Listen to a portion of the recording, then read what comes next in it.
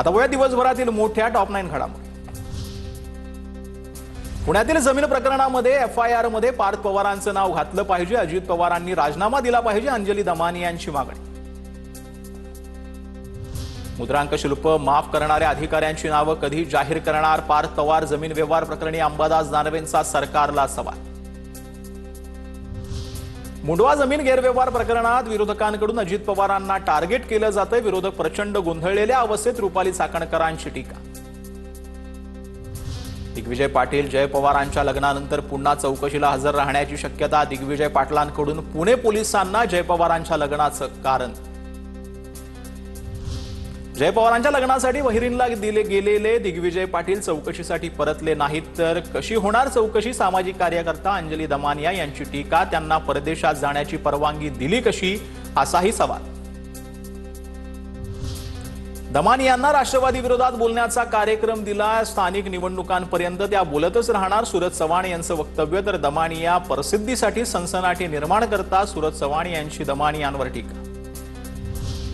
पुण्यातील जमीन गैरव्यवहार प्रकरणात खारगे समितीला मुदतवाढ, अहवाल तयार करण्यास वेळ लागणार असल्यानं खारगे समितीला 1 महिन्यांची मुदतवाढ, समितीला 6 डिसेंबरपर्यंतची मुदत देण्यात आली।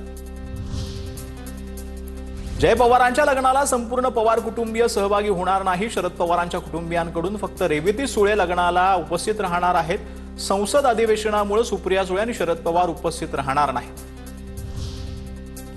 श्रीनिवास पवार आणि त्यांच्या पत्नी जय पवारांच्या लग्नाला जाणार नाहीत, बंगळुरूमधील एका विवाह सोहळ्याला उपस्थित राहणार, सूत्रांची माहिती। श्रीनिवास पवार अजित पवारांचे सख्खे लहान भाऊ आहेत, अजित पवार देखील योगेंद्र पवारांच्या लग्न सोहळ्याला उपस्थित नव्हते।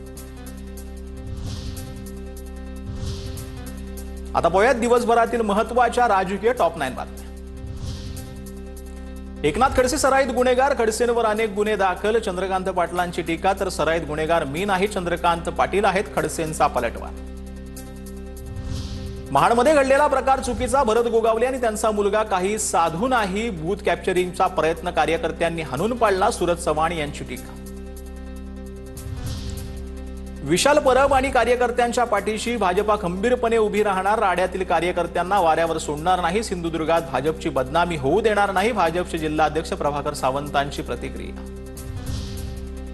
रोहित पवारांना नाशिकच्या न्यायालयात हजर राहण्याचे आदेश, माणिकराव कोकाटे बदनामी प्रकरणी हजर राहण्याचे आदेश, मोबाईलवर पत्ते खेळतानाचा व्हिडिओ ट्विट केल्यानंतर आक्षेप, कोकाटेंबाबत केलेल्या आरोपांमध्ये तथ्य नसल्याचा पोलिसांचा अहवाल। अमित देशमुखांच्या साखर कारखान्यावर लातूर आणि परभणीच्या शेतकऱ्यांना वेगळे दर मिळत असल्याचा शेतकऱ्यांचा आरोप, साखर कारखान्यावरती शेतकऱ्यांचं आंदोलन, योग्य दर मिळाला नाही तर अमित देशमुखांच्या घरासमोर आंदोलनाचा इशारा। शरद पवार अध्यक्ष असलेल्या वसंतदादा शुगर इन्स्टिट्यूटच्या अडचणी वाढण्याची शक्यता, इन्स्टिट्यूटचा 17 वर्षांचा लेखापरीक्षण अहवाल देण्याची साखर आयुक्तांच्या अध्यक्षतेखाली चौकशी समितीची मागणी, चौकशी समितीचं पत्र, चौकशी समितीनं VSIला पाठवलेलं पत्र TV9 मराठीच्या हाती। मुंबई मेट्रो स्टेशनच्या देवदेवता आणि महापुरुषांच्या नावासमोरील कॉर्पोरेटची नावं काढा, काँग्रेसच्या खासदार वर्षा गायकवाड यांची लोकसभेत मागणी।